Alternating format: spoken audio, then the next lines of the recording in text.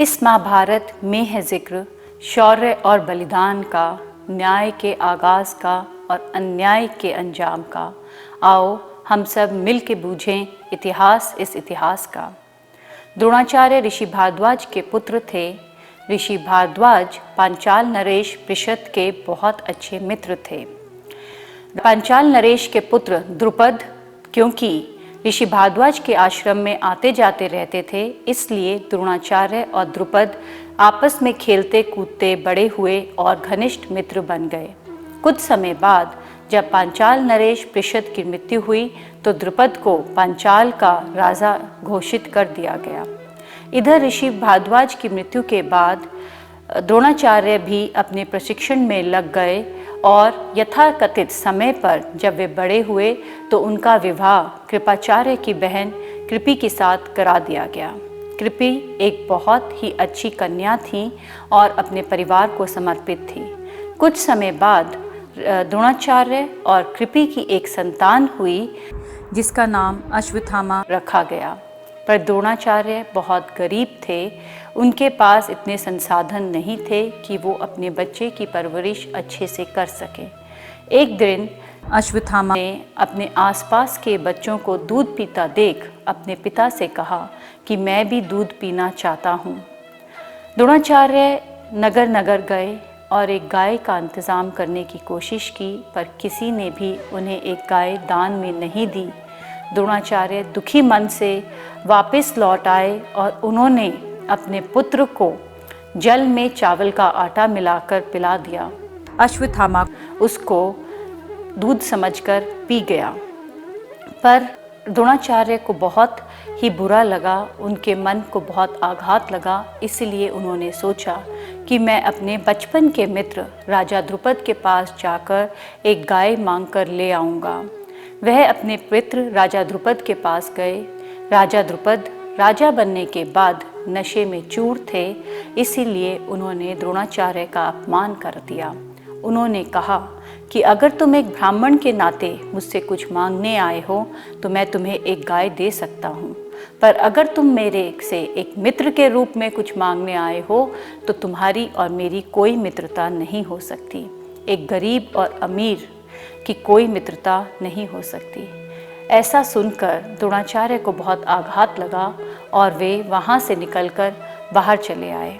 उसके बाद द्रोणाचार्य अपने साले ऋषि कृपाचार्य के साथ रहने लगे हस्तिनापुर में। एक दिन सभी हस्तिनापुर के युवराज जंगल में खेलने के लिए गए। खेलते खेलते उनकी गेंद एक कुएं में गिर गई। सभी बच्चे कुएं के पास गए और जैसे ही उसमें झांक कर देखा, इतने में युधिष्ठिर की अंगूठी भी उंगली से निकलकर उस कुएं में गिर गई। सभी बच्चे बहुत परेशान घूम रहे थे। तभी उन्होंने सामने से एक ब्राह्मण को आते हुए देखा। वे उस ब्राह्मण के पास गए और उनसे बोले कि हे ऋषिवर, हमारी गेंद इस कुएं में गिर गई है और हमें समझ नहीं आ रहा कि हम उसे कैसे निकालें। आप क्या हमारी मदद करेंगे? उस ऋषि ने कहा, हाँ क्यों नहीं, मैं तुम्हारी अवश्य ही मदद करूँगा। द्रोणाचार्य ने घास का एक तिनका लिया, उस पे मंत्र फूंककर उसे जैसे ही कुएं में डाला तो वह सीख की भांति उस गेंद से चिपक गया। ऐसे करके फिर उन्होंने एक और टुकड़ा लिया और वह पहले टुकड़े से जाके जुड़ गया। धीरे धीरे एक जंजीर बन गई और जब वो तिनका ऊपर तक आ गया तो उस जंजीर को खींचकर बच्चों ने गेंद निकाल ली। इसके बाद द्रोणाचार्य ने अपने धनुष बाण से युधिष्ठिर की अंगूठी को भी निकाल दिया। सभी युवराज उस ब्राह्मण के इस कला से बहुत खुश थे। उन्होंने जाकर भीष्म पितामह को उस ब्राह्मण के बारे में बताया। भीष्म पितामह को ये समझते देर नहीं लगी कि वे ब्राह्मण और कोई नहीं, ऋषि द्रोणाचार्य ही हैं।